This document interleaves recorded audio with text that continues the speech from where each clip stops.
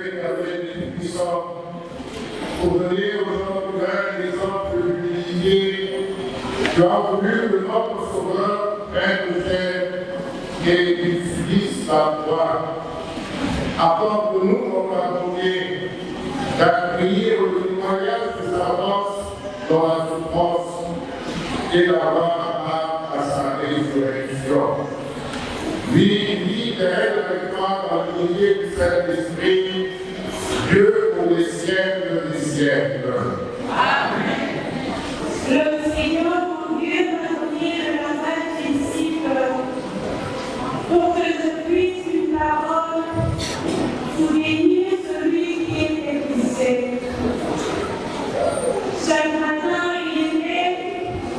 il éveille mon oreille pour mon disciple j'écoute. Le Seigneur, mon Dieu, m'a ouvert l'oreille et moi, je ne suis pas reconduite, je ne suis pas développée. J'ai présenté mon dos à ceux qui me frappaient et mes genoux à ceux qui m'arrachaient la barbe. Je n'ai pas caché ma face devant les ouvrages et les fachas. Le Seigneur, mon Dieu, vient à mon secours. C'est pourquoi je ne suis pas à rien pour les ouvrages. C'est pourquoi j'ai rendu ma face plus comme Pierre. Je sais que je ne serai pas en France. Parole Seigneur.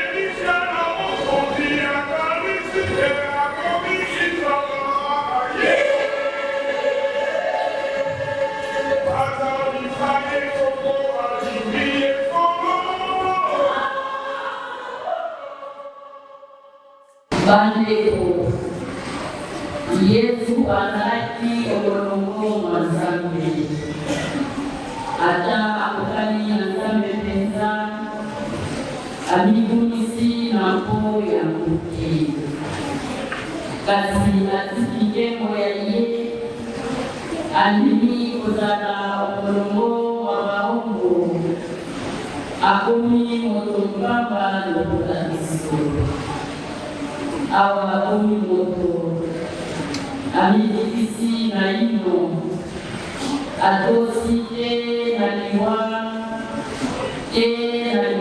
ya kukuse yango wana nzambe atomboli ye apesi ye nkombo eleki nkombo insima bayebanso bayoki nkombo ya Yesu Batunga mabolongo olikolo onse mpe omoka ya bawa mpe banso basakola te Yesu Kristo azali mokonzi mpo ya lokumu na Nzambe ata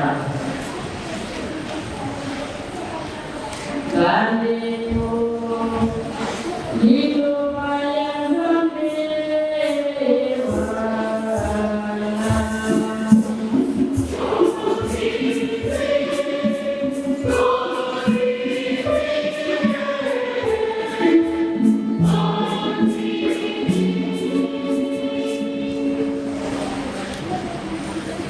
Mokonzi azalino.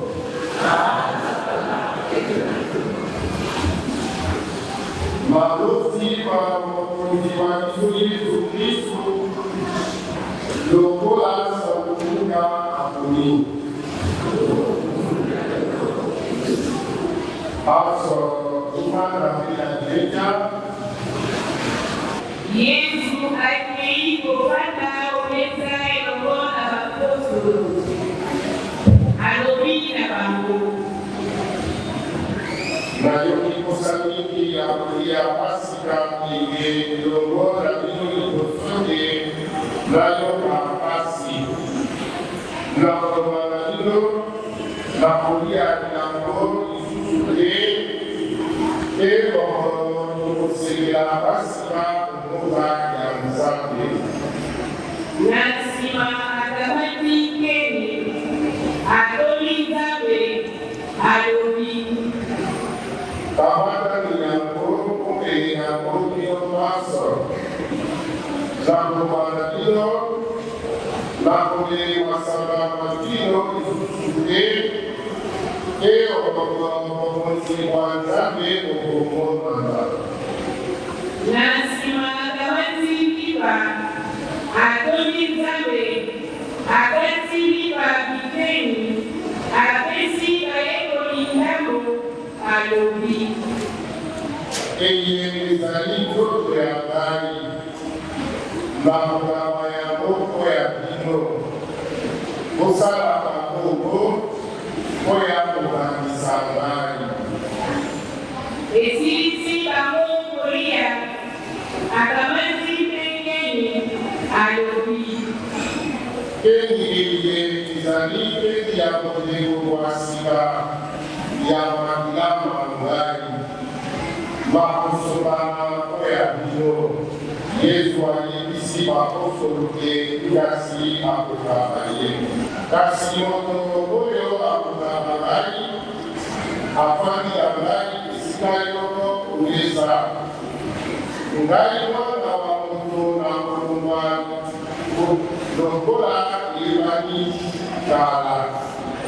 Kasi mawa moto oyo akukabaye.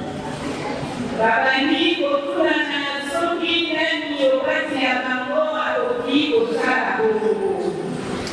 Baba ndike wela na soki ndani alekimo ndene wakati ya mambo. Alobina mambo. Makosi pase, makokia makomamango, ikira, bebaye makoyake ya ikono, malilike mabe kamango kato alamu. Bebaye ya kilo, eza makongo nye. Kasi koyo alekimo dene, abikomisa lokola mwana. Oyo azalimo yake alibonisa lokola mosaleli. Nani alekimo nene oyo akofanda kopesa to oyo akosalela ye. Bakanisi oyo afandi omesa. Ngai nazali kokati ya bino lokola oyo akosalela moninga. Bino kozali bandeko bangai. Bayini bazalaki na ngai mikolo miso otango ya malonzi. Yango wana namuleke esika ya bino lokola tata alekeli esika ya ngai. Poke soko nalikeli omokili mwa ngai, bino bolia pekokele na ngai esika yoko ekofanda kiti ya mokumu oya kosambisa mabota zomi bana babaye ba Israel. Mokonzi alobi. Simon, Satana asimbi bino maso oya kokende bino lokola makomulelele kufu kasi nasambele ya lino na kila tembo ya miwa lino kozo kasi mate yango wana soko osili kobokoli motema lebisaka bandeko ayo. Pedro alobi mokonzi akobanda yo awa bino boloko mpe kolima. kasi Yesu azongisi Pedro nalobi ayo lelo soso ekolela te liboso okoyaka mangai amaisako te te oyebi ngai te. na nsima alobi na bango Tango natilaki yo mpe bamisaki yo titela yango te saki te likoso te kokelaki mpe eloko te. bazongisi eloko te alobi na bango kasi sikawa oyo azali na lilenga ya mosolo akamata yango oyo azali na saki ya kotia bilei akamata yango lokola moto azali na mobanga te atewe mokono wa ye mpo ya kosola mobanga nalobi na biloko te oyo lisusu bakomi okitala misantu basengeli mpe kokomisa yango bakoli oye batie omolongo na bato mabe ya solo bayebaso batali ngai nde basaleli oki. bango balobi mokonzi kasi tozali awa na lombaga mibale azongisi ekoki oye abimi mpe akei kongomba ya baolive lokola amesemeki kosala bayekoli balandile na nsima ntango bakomi kuna alobi na bango osalela ote okoma na maseni ya te akusani mwa moke mosika lokola bolai bokokakwaka na libanga akutani mpe asambeli tata soko olingi lomolako okeye lokande sa obele lokola ngai na lingi te kasi sala lokola kolomoko olingi. anzelu moko akufi yo likolo ayei kolekisa ye alengisi na lino kosambela makasi abimi bitokio ndoto mikomi lokola makia mitangi ose na matanga manene atiki losambo azongeli bayekoli akuti bango balali pongi mpo ya mawa alobi na bango Olingi kolali pongi oteleme mpe kosambela ote bokoma na masengi ya te. otango azali koloba bongo yudasi moko wa bato baye zomi na babale ayei wana akambi libonge ya bato basusu akei epai ya Yesu aziki ye mpo ya kopesa ye mbote Yesu alobi na ye Tokokama ngai mwana wa moto mpo ya mbote bayeko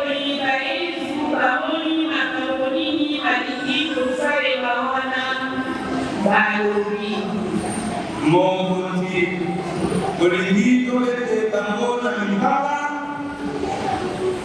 moko wa bango abeti mosali wa mokonzi wa Banganga-Nzambe akati ye litoi ya mobali kasi Yesu alobi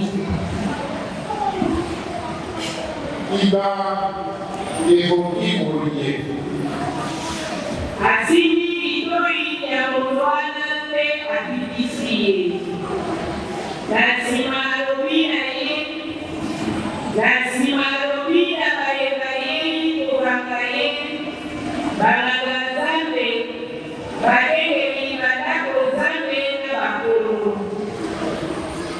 ungali mpe moliki kobileli ngai na mipaka mpe na nzete mokolo na mokolo nazalaki olako Nzambe esika nyonso na bino mpe okangaki ngai te ya solo sika wakonga ya bino ekoki ngonga ya mokonzi wa molili bakangi ye mpe bakei na ye olako ya mokonzi wa Banganga-Nzambe bakotisi ye wana mpe walandi bango mosika bapelisi moto kati ya lopango mpe bafandi wana penepene mpengo akei kofanda okati ya bango mosali moko wa mwasi amoni ye afandi penepene na motongo kokutisa miloni atali ye alobi oyo wana azalaki na ye kasi ye ayangani alobi mama na ye ete mwa moke nsima moto mosusu amoni ye alobi yo ozali moko wa bato na ye mpengo alobi ndeko ngai te eleki lisusu ntongo ngonga yoko mosusu alobi soki zemesoko te moto oyo azalaki na ye azali mpe moto wa galileya mpengo alobi na ye ndeko likambo olobi nayebi yango te naino asilisi maloba mayete soso eleki mokonzi abongoli elongi epai ya mpeko atali ye wana mpeko akundoli maloba Yesu alobaka lelo soso ekolela te liboso bayaka na ngai mbala misato abimi kolibanda abandi kolela na mawa manene bato batikali kokengele Yesu babandi koseke ye mpe konyokolo ye bakangi elongi ya ye na elamba batuni ye mosakoli yebisa biso nani abeti yo batingi ye batingeli ndenge na ndenge etali ntongo bakolo basangani likita elongo na Banganga-Nzambe mpe na batei ya mobeko babengi ye wana basambisi ye balobi na ye yebisa biso ozali Kristu azongisi ata anayebisi bino okondima te mpe soko natuni bino lisusa okoyangola te tokande mokolo moko okomona ngai wana makolo navandi koloboko na mobali na Nzambe wa mokasi bonso balobi bongo ozali mwana wa Nzambe azakoli lokola bolobi Yasana, Dali Bogu. Bayobi, Toluka batu bafunda yenu koya nini sigawa tifumo de ndenge nini alui Badoronso, Banikida, Bateni, Bateina, Koya, Pilaku, Bakulie, biso tumutu oyo azali kokotisa mukulu kwekolo ya biso akomelisa bato bafuta mpako ya oma te akoloba te azali mokonzi monene biso Pilaku, Akulie, ozali mokonzi babayuda Yesu, Adonisi, Lokola Olodi. Pilaku, Arobi, na Mamangazame, Pena, Badoa, Karani, Bwana.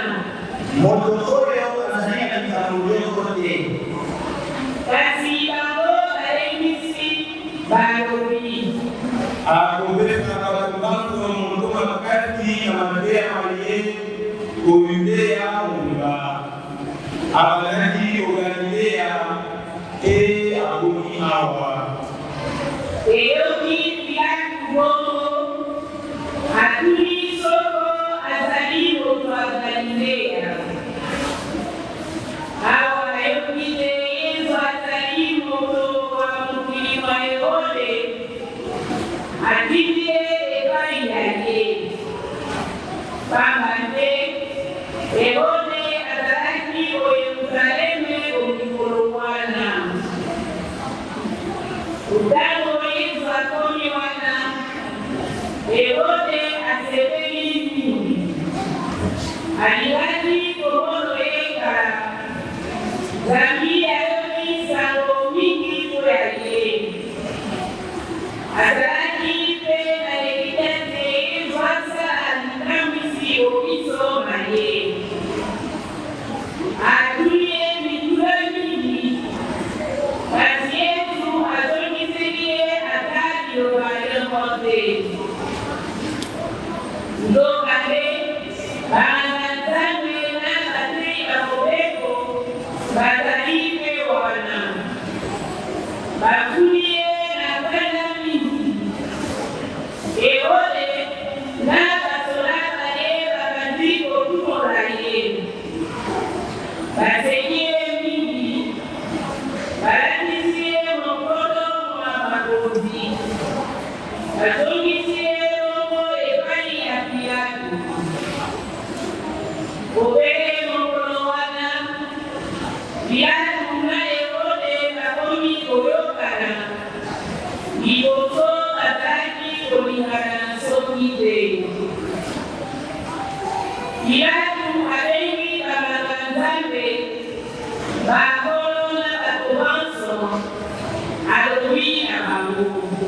oyelaki ngai moto oyo olobaki te akotinda bato bamisa mokulu natuni ye omiso na bino kasi na makambo nyonso ofungi ye nazwi ye na likambo nyonso te Herode se bongo pamba te azokisi ye awa omoni malamu te moto oyo asali likambo nyonso te tokoki kobikisa ye oliwa te yango wana nakobekisa ye fimbo na nsima na kotika ye Asengelaki kobimisa moto moko okoloko, omokolo mayenga enene. Kasi bango nyonso bazangise monoko moko. boma moto oyo mpe tika biso bakasi Bakabaka bakasi okoloko. Zambi mokolo moko abimisaki mokulu mpe abomaki motu. Pilaku atuli bango lisusu. Zambi alingi kotika Yesu. Kasi bango bazongiseli ye bagaki. boma ye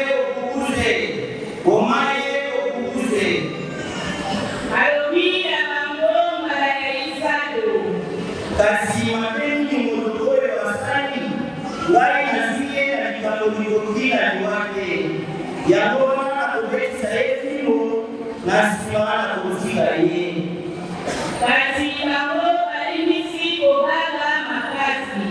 akufa okubuze Ekomi makelele kweza. Wana miando wakati be. Bapesa bango eloko balingi. Lokola bamese kaseneki.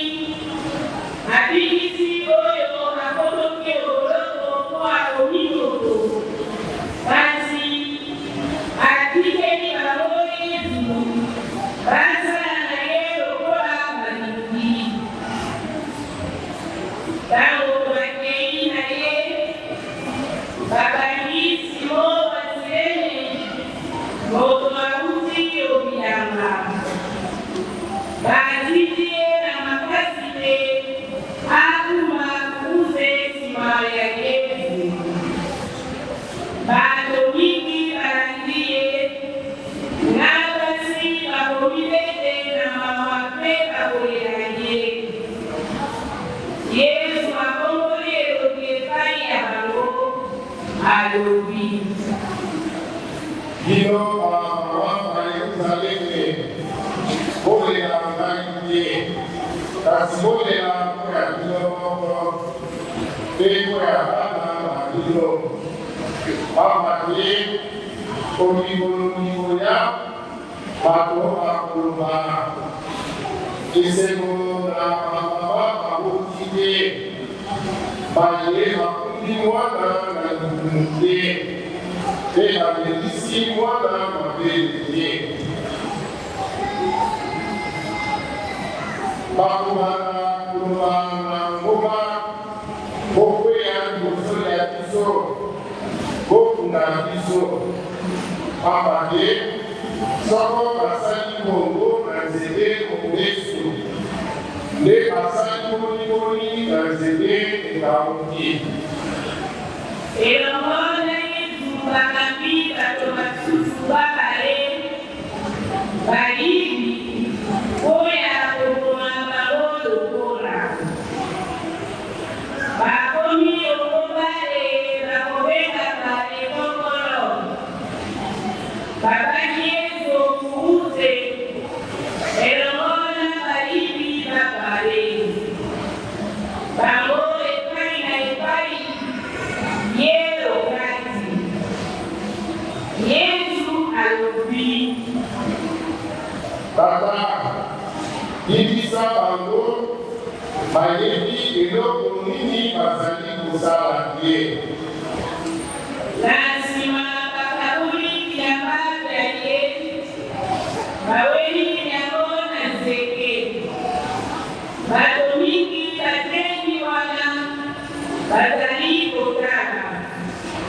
Kasi bakonzi batoli Yesu balobi.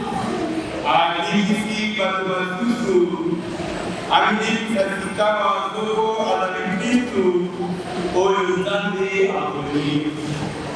Basoda pe bapindi ye. Bapesi ye maikolo balobi. Soko ozali mokonzi wa Bayuda omilikisa yo moko. Babaki libaya okuse olimolo. Esika bakomi maloba maele. Oyo azali mokonzi wa Bayuda. Moko wa Bayuda babaki okuse afiki Yesu alobi.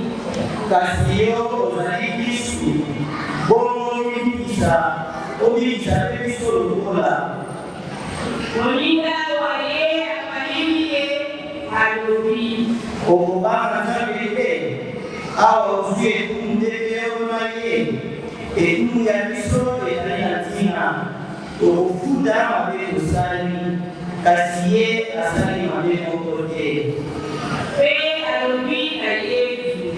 kanisa ngai ntango okokoma oluka ya yo Yesu alobi ye. Naudi na yo ya solo banda lelo okozala na ngai esika yoko paradiso. E come per la vita, voi siamo limiti per i colori, o chi nominate la realizzato. E la madre e la contare passioni di temi di vale, bambina un poco matasi.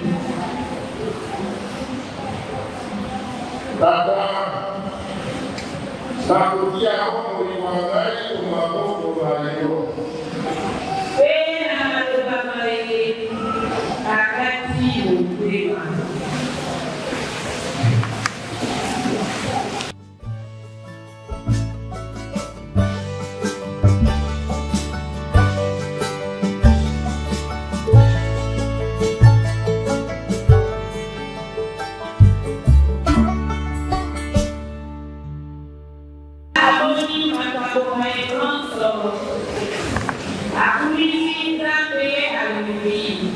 Tembete moto oyo azalaki moto molamu.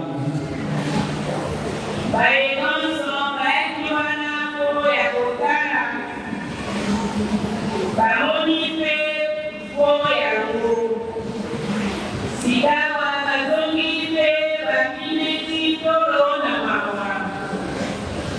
Aleko bayesu watikali wana mamusika. Nabasi bakaiea baibadalakie. Bazali kutalalie. Sigawa yote kwaye. Odo mwangu pena mutema kusego. Aingana olikita ya bakoro. Asiani maki maele mababote. Na Azali koto alimateo, boka yoko uekolo ya bayuda. Azali kotia motema na umozi wa Nzambe. Akei uekoli ya Pilato, asengie bembe ya Yesu. Abakoli yango kuse, aziki yango na elamba, ati yango bakati omabanga esika bakundi na ino moto te ezalaki mokolo mamolenge keyenga bato asili bapelisi mita ya mokolo mapasika basi bakalileya balandi yosefu batali lilita bamoni teni ati ebembe ya Yesu wana nasima bazongi mboka balengeli malasi na kidogo vya solo kidogo leo mokolo mapasika etemi lokola mobeko mokutina Lokumu leo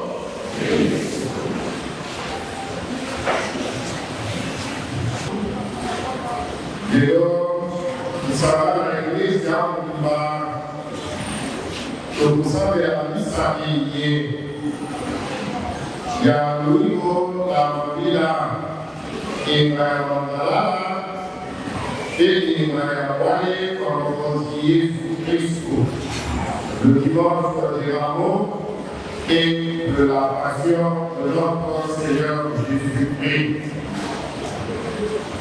Misa iye ekusanyisa biso tulingera na poso isantu oyo tokobanda mokolo malobi biso baso tolandi malamu toyebi nini Yesu alingaki Yerusaleme mpe bakawa bakangi mafuta bandeko basingi Magdalena azali kolobisa yango mpe koyebela ye zeko babengeli ye baboko mpe bakumisi ye bayebeli ye kozanga wana wa Davidi zwake kope lokumu lwakade ndote Mesia kozalaki kozila kasi nsima ya wamindo Poder no guarda ele aqui que vai ter e comigo fica ali e comigo cair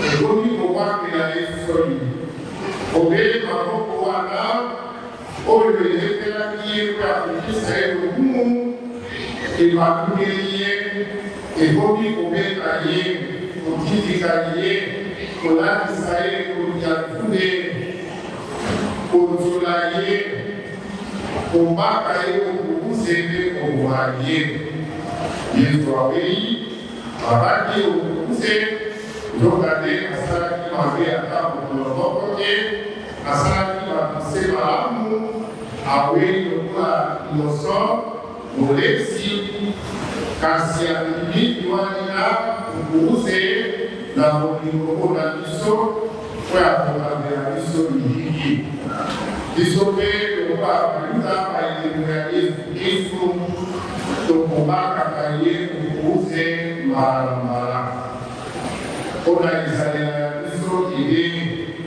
ona mundo quando isso violence nele da lei o que isso o que sabe isso o use Consegue confronter politici para isso organizar isso TV os homens sacarie o museu e conseguir essa isso como a tema poder politizar malamu construção do guarda-roupa comissar para conservar e o daí a facilitar. Mesdames et sœurs bien-aimés dans le Seigneur, Shalom. Shalom. Nous nous célébrons toujours en communion avec l'Église universelle le dimanche des rameaux et de la passion de notre Seigneur Jésus-Christ. Comme nous le savons, bien des hommes sont autrefois morts sur une croix. Loi pour vous et vous allez aller car si vous voulez là, vous allez ni les armes, pour ça, le sort n'a pas eu à ça pour la gagner, les amis, les magnifiques. Et on parle pas. Où on parle plus de ces hommes et sortent sous la croix. Mais pour Jésus, le sixième, c'est différent. Et on continue de raconter encore aujourd'hui ce qui est arrivé. Et on s'efforce de réfléchir le genou devant la croix de Jésus. Il y a dans la croix une richesse, un mystère. Une lumière, une vie qui touche à l'infini. Oui, à l'infini de l'amour, à l'infini du don de soi. Parce qu'il n'y a pas de plus grand amour que de donner sa vie pour ceux et celles que l'on aime, et que Jésus nous a appelé lui-même. Les frères et les sœurs bien-aimés dans le Seigneur. En ce dimanche des rameaux, l'Église nous invite à méditer dans notre recueillement sur la passion de notre Seigneur Jésus-Christ. Et l'Église nous invite à partager les sentiments d'amour et de gratitude de notre Seigneur Jésus-Christ.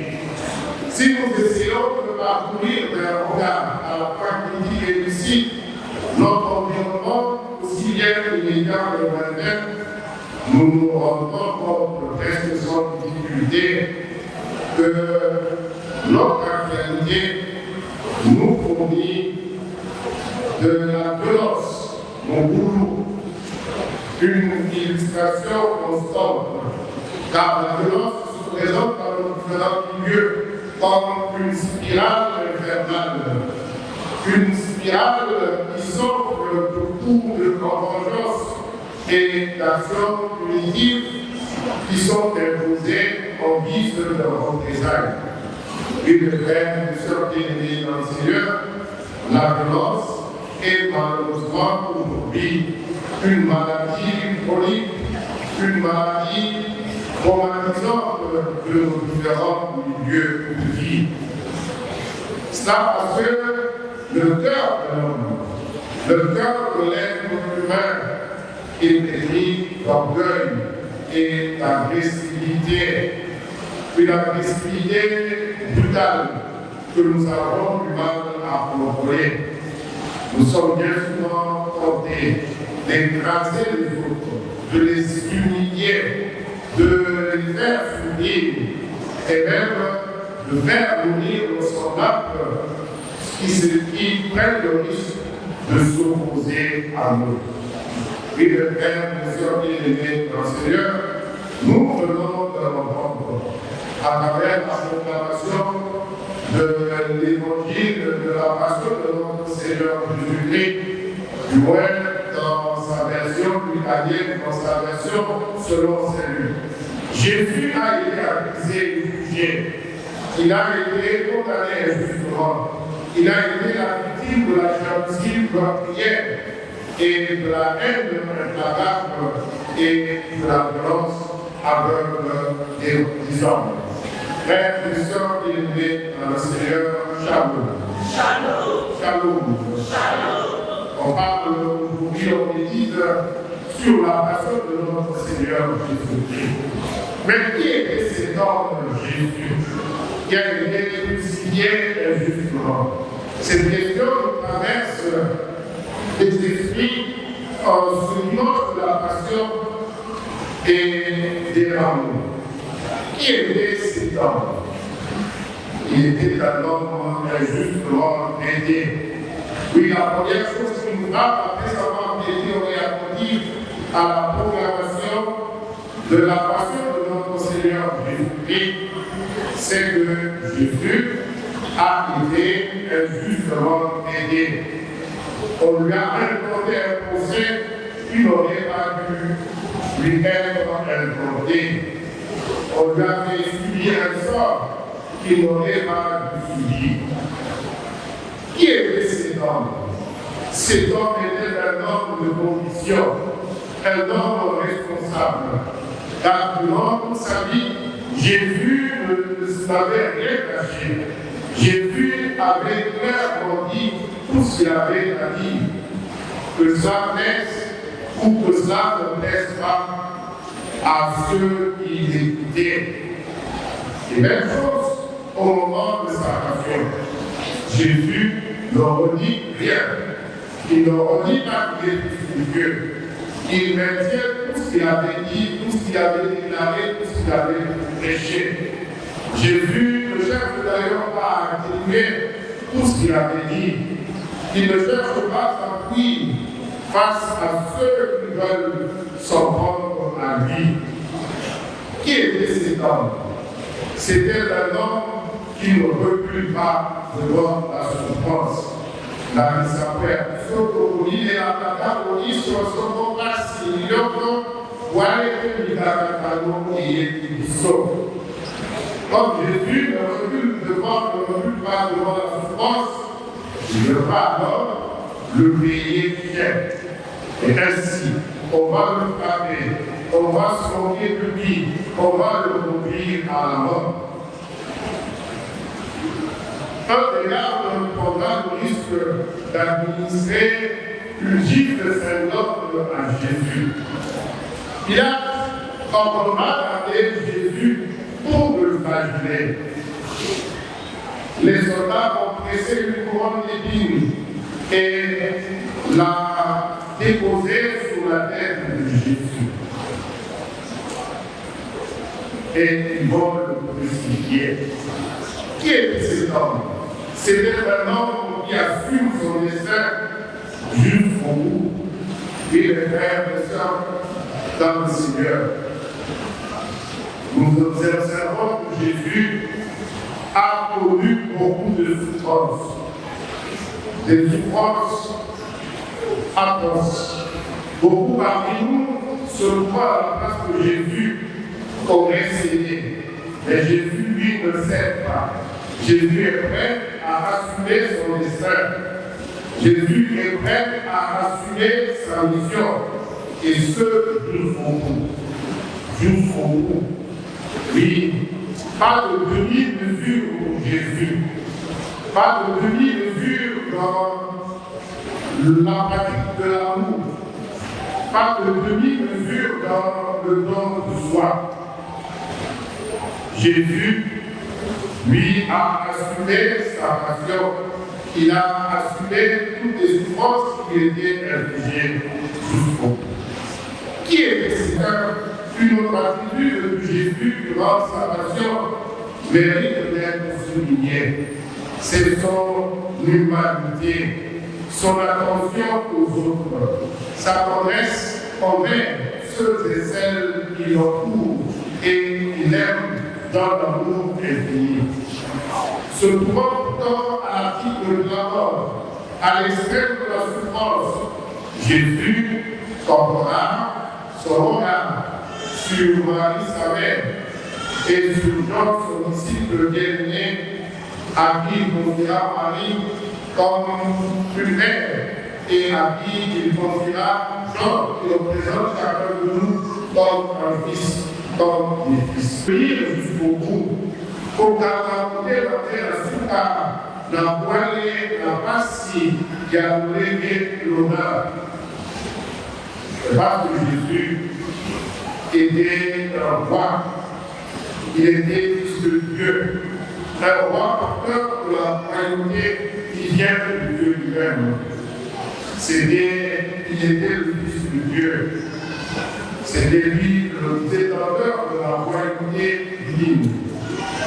Oui, la roi qui était un motif de force, d'ignominie, de gêne, de tristesse, devient un motif de joie, un motif de victoire.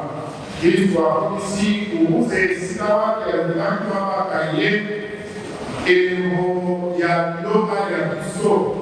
Où c'est là qui est l'homme qui a sonné, qui a sonné.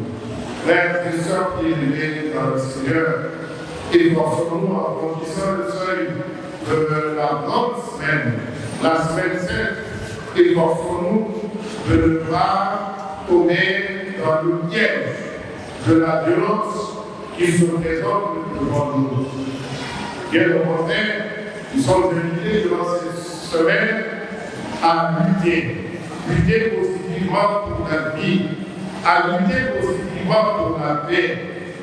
À la suite de notre Maître Jésus, nous avons chacune reçu mission de devenir de devenir une artisan de paix. Car le Christ nous enseigne que seul l'amour détruit la haine. La passion de notre Seigneur Jésus-Christ, selon sa lutte, est donc un appel de voyant, un appel de lumineux qui nous est adressé pour que nous puissions travailler pour une véritable réconciliation entre nous. Car l'Évangile est une bonne nouvelle dans l'amour qui pardonne, bonne nouvelle dans l'amour qui nous invite à recevoir le pardon que Dieu nous offre à son Fils Jésus-Christ. En regardant la croix de notre Seigneur Jésus-Christ, prêtons oreille attentive au Christ qui avait même donné le Père pour tous les hommes, pour toutes les femmes de notre temps et ceux et celles qui viendraient en s'adressant au Père en ces termes. Père, pardonne-leur.